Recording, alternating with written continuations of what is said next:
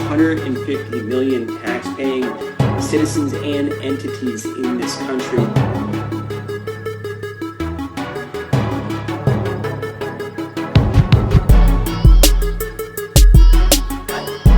Making a lot of money, gonna have massive capital gains.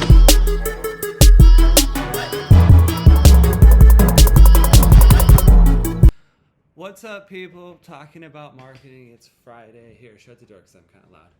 And, here to answer your tax questions per usual. Talk about current events or whatever the hell else you guys feel like talking about. Whatever. You know how it goes.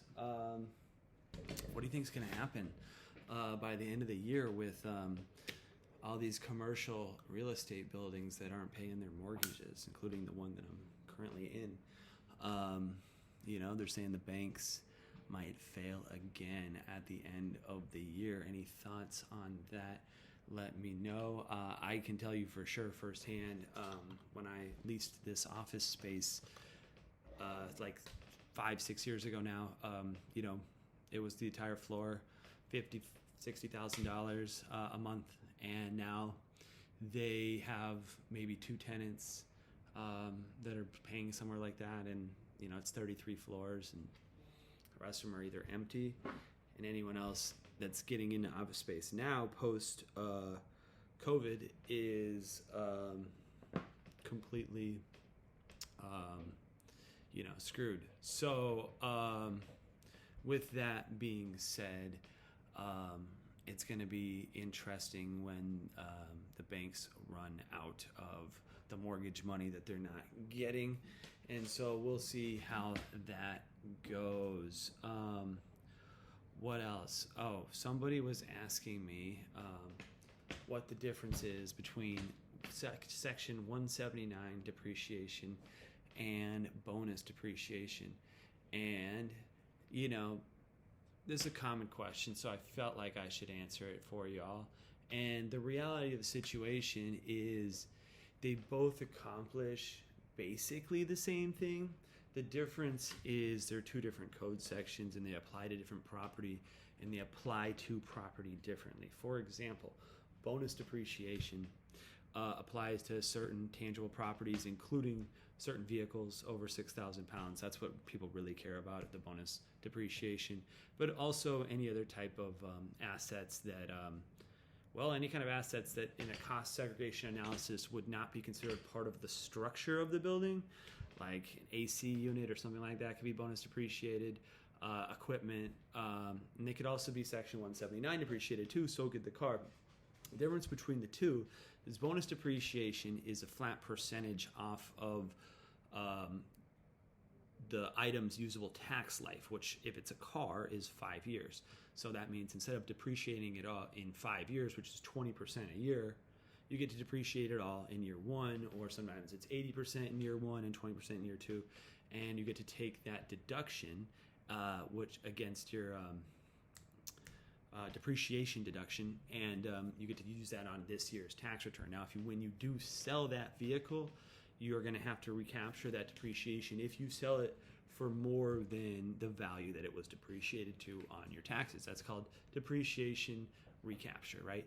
And so in that case, let's say you wanted to Section 179 depreciate it. Now, the difference between there is that is instead of a percentage, it gives you a dollar amount that you can deduct off of it as purporting on what type of property it is. And this is more the stuff that's like going to be in a house but not considered part of the structure, like the HVAC system and stuff like that. You could take, instead of a percentage like bonus depreciation, where you just depreciated 100% off the top or 80% off the top, it would be like $30,000 over the life of the thing, or right away. And that's the difference between the two. Is one's going to give you a dollar amount that you get to deduct in year 1. One's going to give you a percentage of the total price. So bonus depreciation technically could be better because it doesn't matter how expensive it is.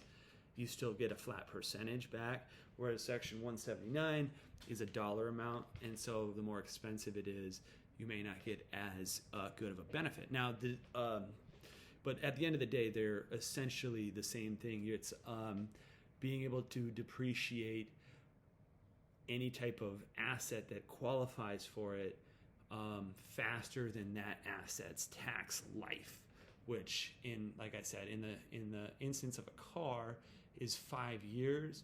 In the instance of a computer is 3 years, I believe now.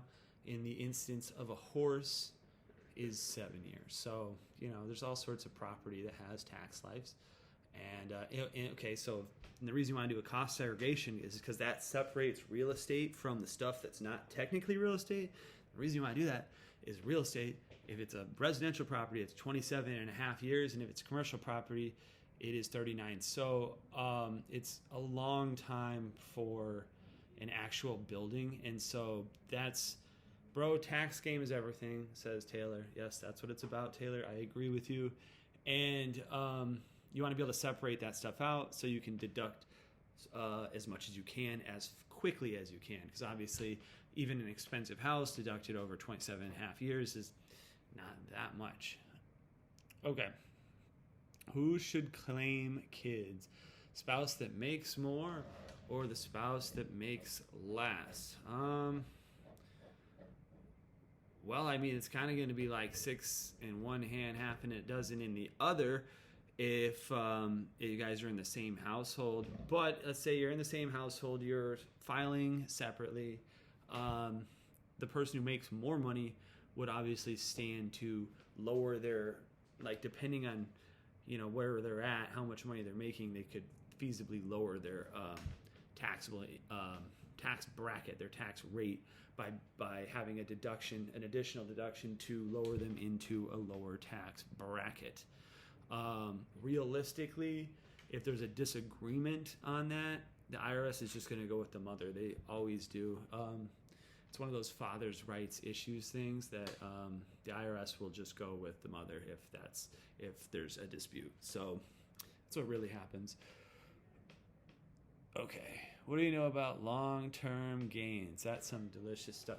Long-term capital gains are great. This is the lowest rate of individual taxes in the country. So, and this is how most super wealthy people make money and are, rewarded by the tax code and pay less than taxes than you and me and everybody else, because they're paying capital gains taxes, which for long-term capital gains tax is, realistically, for people making millions of dollars in trades, 20%, and plus 3.8% Social Security, Obamacare tax, all that. So, 24%, as opposed to if you were making the same amount of money using your labor, $1 million a year, you would get taxed at 37%. So there you go. And that is why it is true that the rich have written the tax code to help themselves, and it's just so embedded with politics and all that there's not really much you can do about it. It's just the way the world is. So you can get on that train and invest in stocks and stuff, but then again, I could red pill you a little bit here, because the thing is then you're giving them your money, and that's how they're making more money. You could, and this is going to cost you more in taxes technically, is come up with a novel idea, a novel service, something you like to do and make money doing that, and invest in yourself. Because sure, you can invest in Apple, you can invest in Microsoft, whoever you believe is going to make money. But if you think you're going to make money, invest in yourself, and then you have a side hustle, which hopefully will erupt into your main thing. But even when it's in its early infancy stages and it's losing money, you can write those losses off against your W-2 income. And so that's beneficial, and I would recommend that. Look, if you work all the time, you don't have time to do something like that. Yeah, the stock market's good. Not now. I got out of the stock market. Fuck it. It's in a down economy. Crypto, same thing. I would not do crypto right now. It's just a scam, honestly. It will probably come back around when it's regulated. If you just want to do Bitcoin or Ethereum, sure, but I wouldn't do anything other than that. Okay. Okay, the clam says he has arrived and he's TikTok's favorite supervillain. All right, well, we welcome you, sir. All right, for sure. All right, that's what it's about, is seeing what we can do to answer some tax questions. Okay, let's see.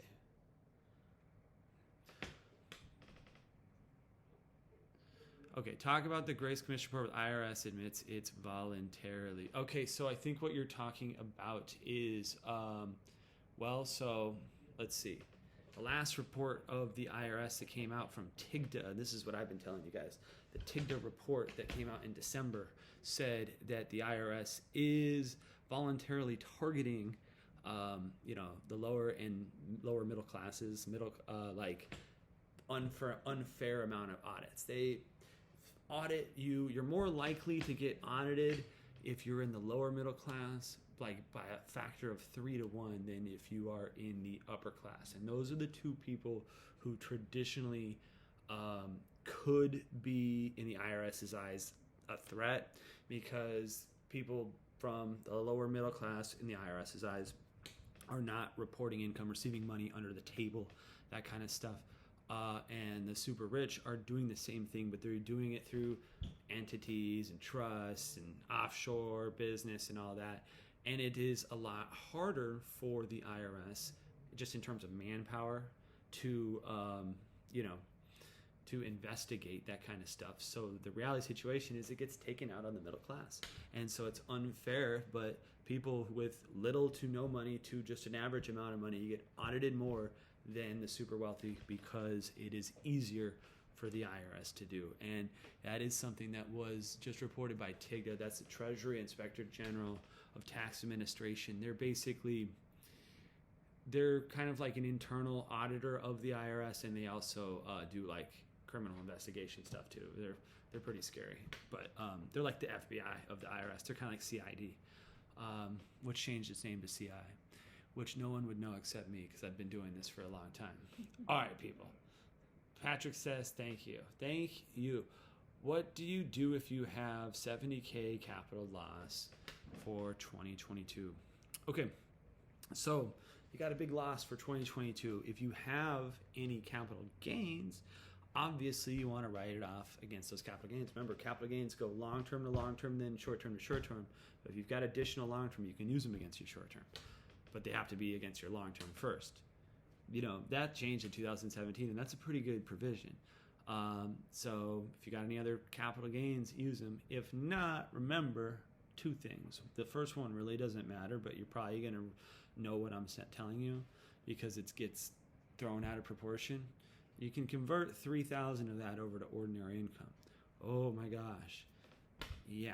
That didn't really help, did it? You can do that forever, but you can carry forward that capital loss forever too, so the next time you have a capital gain, you can write it off. So carry it forward until indefinitely. Write 20 grand off here, 30 grand off here, 20 grand off there, and then you can write off that entire capital loss in capital gains in the future. What you cannot do is write it backwards in time. So, they just don't let you do that anymore. So it has to be forward. Okay. Thumbs up. Hold on. Okay, bro, I'm a realtor. Lease or buy a car? I would say lease the car, because when you lease it, 100% of that car's value is deductible, because it's an expense. You don't have any equity in the car. When you buy a car, you have equity in the car, which means it's an asset, which means you don't get to deduct it. You have to depreciate it, right? And so, like I was saying before, there's bonus depreciation, all that on a car that's over 6,000 pounds, but you may not want that. You may want a Ferrari, right? Well, if you lease a Ferrari for your business, you can write off the whole thing, versus to have it having to be over 6,000 pounds for you to deduct the entire thing on, when you bought it. So just lease the sucker, and it's better that way because it's more deductions. That's what I do. I lease my vehicle. But let's see. It's gotten complicated, but I would say I lease a few and own a few at this point. But on one, I like to lease because you just get to have a new car every 3 years. Isn't that awesome? And yes, it's completely deductible that way. Okay. Hold on. Someone's trying to chat GPT me. Let's see. Create a hypothetical situation where I use forced application real estate deals to pay zero W-2 Fed tax. Bro, this is the wrong app for that. You know, I'm telling you. ChatGPT, pump it in. They'll probably do it for you. Otherwise, you know, that sounds complex, and we can figure it out. But give me a call, because I don't think it applies to everybody else here. They're gonna get bored. Okay, how did you get into tax law? Were you an accountant before?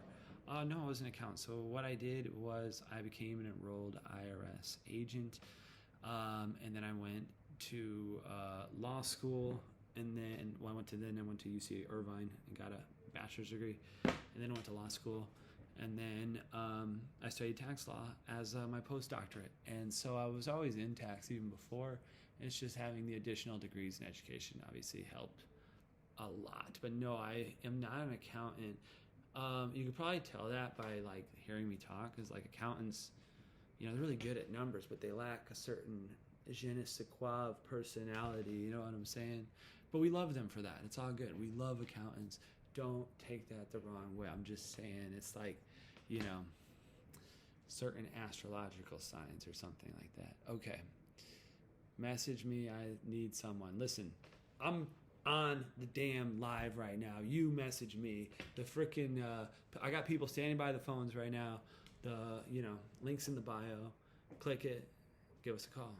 All right, for sure.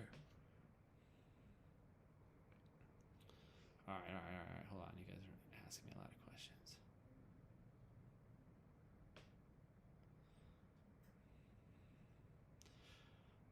Okay, I have crypto transactions on BSC. How do I track them?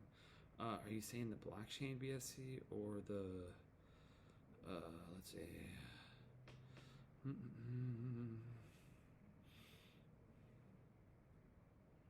Oh, okay, on Binance. Okay, so if you have transactions on Binance or really any other, you know, crypto thing, there are certain softwares you can use. Coinly.io is a good one. And then if it's more complex than that, honestly, I've got a lot of clients that we just do it in person, or we just do it by hand, because the reality situation is it's all algorithms that someone wrote, and it still might, you know, mischaracterize capital gains as ordinary income or vice versa. I mean, we all know that a lot of like Coinbase and a lot Binance.us, a lot of these ones will just give you a 1099K sometimes, which then you have to prove that it's not all income to you, that in fact it's the same money moving back and forth as you're trading it, because you didn't get a 1099B like you would have from Charles Schwab, right? So because that's the case, sometimes it's better to do it by hand, because even the apps might get it wrong. And I've had several situations where we've had clients that are, you know, they're like, hey, I did do it on Coinly. I did do it on some of the other ones that are escaping my mind right now. And they're like, it's still saying that I owe like $1 million. And I'm like, well, how much money did you make? And they're like, I don't know, like a couple $100,000 tops. And I'm like, well, how much money do you have in there? And they're like, $1 million. And I'm like, yeah, see, that's the problem. It's looking at it as the wrong type of income instead of what it actually was. So yeah, that's my little spiel on that. Okay. Okay, thanks, bro. Yeah, for sure. Give me a call, dude. Okay, I would love to work with you guys. I would love to work with you. So give me a call. The link is in the bio. Give me a call right now. I got people by the phone that can help you out. And then, you know, if it gets escalated enough, I'll step in and I will personally whoop the ass of the IRS agent that is trying to take your stuff.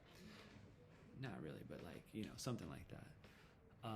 Anyways, it's oh yeah. So okay, you know, you reminded me with the ChatGPT thing, because I was like, it's really kind of crazy how this AI is just going to take over everything.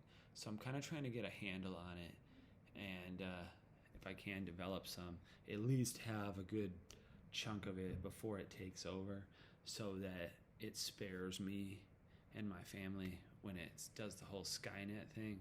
Nah, because it's going to take over business and ruin everyone's job. So Well, I'll have a handle on it before that happens.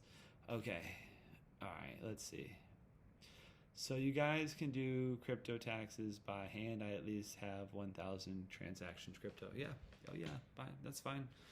Our bookkeepers that's what they do all day. So if they didn't do 1,000 transactions for you, they'd be doing 250 for you and 750 for someone else, and they're probably going to do 500 more. That's what they do. Like I said, it's a different mindset to do that.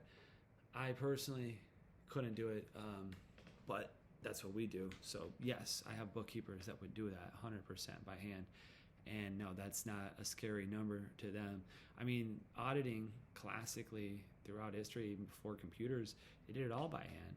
And when they have a forensic accounting of anything right now, even it's done by hand, and we're talking, 50, 100,000 entries at least, maybe more. I mean, it takes weeks and costs, hundreds of thousands of dollars at that level. Not to do your crypto, I'm saying to do those massive audits of companies and stuff. And yeah, they do it all by hand. But no, we would do it by hand. But yeah, I mean, it's we're not talking, even 1,000 transactions is sizable, but it's not, it would take a week for us to do that. Okay. Probably less actually, but I would say a week just because I don't want to,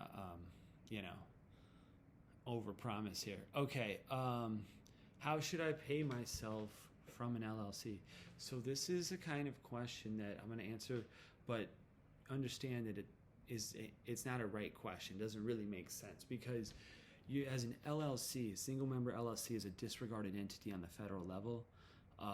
The only reason an LLC exists is to protect the owner of the LLC from liability. That's why it's a limited liability company. And what that means is it has nothing to do with taxes at all. All it has to do with is how what can be sued. If, like, your LLC, I don't know, is a McDonald's and somebody slips and falls, they can only sue you to the extent of the McDonald's, you see. So you have a separate bank account, and the money that you make from the LLC should go through the bank account, but you're going to pay taxes on everything, every cent that goes through there, and the rest of your life, your Schedule C, your W-2, 1099, whatever, because it's still on your 1040. It's still on your regular tax return. It's not an S corp or a C corp where you're going to put yourself on payroll. And even if it's a multi-member LLC, they're still treated as partnerships, meaning even if you didn't get paid your share of what you should have gotten paid, you're going to owe taxes on it. So that's why if you have partners, I usually recommend more corporate setup, because then everyone can agree on the rules and it's not just IRS common law bullshit. Okay. But yeah, that's what you want to do. Okay. Hey brother, can you have Winston call me? Yes, I can, but who are you, Brip, so that I can have Winston to call you? I will have Winston call you, but I got to know who you are, Brip. So send me another text, or actually just, if you want to just send us an Instagram or whatever, then I'll have Winston reach out to you. Okay. But yeah, so just, Brandon Tripp. All right, somebody call Brandon Tripp. All right, we got you, buddy, for sure. Okay, so I had just bought tickets yesterday because, I don't know, I guess I got talked into it, but it sounded like fun. So I got a suite at the Lakers game tonight, so hopefully they win. That would be awesome, right? Game 6 against Golden State. And so I'm kind of excited about that. And I've spent like all day trying to freaking do these stupid ass tickets because they make it so freaking complicated. So, we made it. I'm excited. We'll see what happens. Go Lakers. But either way, it's going to be a good game. So I am excited about that. What else is going on over there? There's a new TikTok thing about influencers and entertainers that they want to audit them. They released a very big page. That is true. So, the powers that be have said that they are wanting to audit entertainers, TikTokers, Instagrammers, basically influencers in OnlyFans. general, OnlyFans, all these people of the new like influencer slash gig economy, because there have been people that have taken off crazy deductions and stuff like that, which are not technically legit. And so because that is the case, that's who's falling in the scrutiny of the IRS and the state governments now. Last year, one of the biggest things that they're looking for too is influencers who are getting product and not paying for the amount the product is worth. Yeah. Free product. Yeah, so it's something we've said on here before is, let's say you get free stuff for, doing a shoot or something for a company. And so you get, some free clothes from Lululemon or whatever. Thing is, that's income. Even though it was given to you in the form of clothes or an object, the concept of gift tax only exists from individuals to individuals. You cannot give a gift to a corporation, and a corporation cannot give you a gift. And so what that means is, in those situations where a corporation gives you something, it's income, because it's not a gift, and it had to be one of the two. So if it gives you clothes, gives you a gift basket, gives you all that, there's a de minimis amount where if it's like under $50 or something, you don't have to report it. Realistically, if it was under several $100s, it wouldn't matter. But let's say like an Oscars gift basket that's going to have like $100,000 worth of crap in there. Yeah, that is income, right? And so is like, let's say you were influencer, you did a commercial and you got a pair of expensive Nike shoes. They're like $1,000. That's income too. So just keep aware of that, because that's one thing that they are auditing people about heavily. And if you are getting audited, or you need help, or if you're scared of getting audited, give me a call, because we do audit protection. We'll keep you protected the entire way. You don't have to worry about anything. There's also a rumor that the U.S. government may restrict your right to pull money out of banks soon. Like the amount of money you can pull out of a bank. Yeah, listen, that's part of this whole new the new world order thing. So like, make sure you're safe where you keep your money, because that's what they're saying is, and they have been doing that actually already with debit cards. Like, you take your debit card and try to run $100,000 on it right now, I guarantee you it won't work, even if you have the money, because they have a set limit that they'll let you take out every day. You can call the bank and bitch and raise it, but most people don't even know that. Okay. So Phil says, starting a business and buying a van. Should I have an LLC before buying the van? Okay, so here's the thing. Again, no taxable difference between having an LLC or not. The difference is, if someone gets hurt in your van, Phil, with the LLC, it protects you personally from liability. Now, if you are driving that car, then that's going to pierce the corporate veil because you were driving it. But the LLC will still protect the rest of your assets, but they're going to be able to come after you to a certain extent. But it's not going to affect the taxable consequences of it, right? Because it's all on Schedule C. You're still all a business, one individual. Even if you have an LLC, it's a disregarded entity federally. Remember that.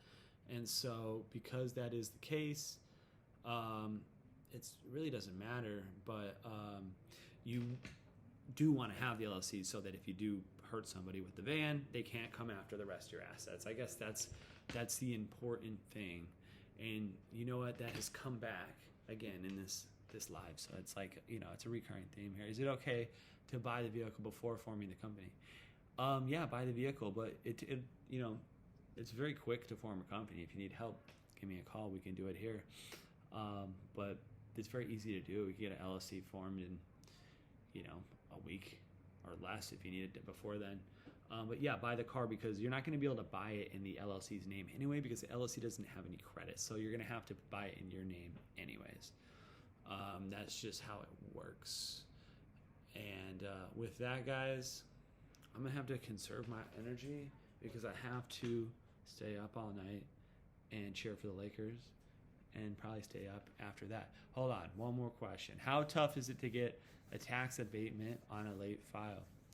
Not hard at all. In fact, it's a phone call for me. So if you need help, give me a call. I can do it right away. You can do it yourself, but it would take a lot longer, and you have to make sure that you reach the right people. But you have a statutory right to abate of your penalties when it's the first time that you fucked up, or if you haven't fucked up in a long time. So most likely that applies to you. Give me a call, and I can not just apply for it. I can guarantee it can happen because, like I said, you have a statutory right for it. Otherwise, you can try to do it on your own too, but the IRS is not super easy to get a hold of these days. Anyways, it's been great, and I'll talk to you guys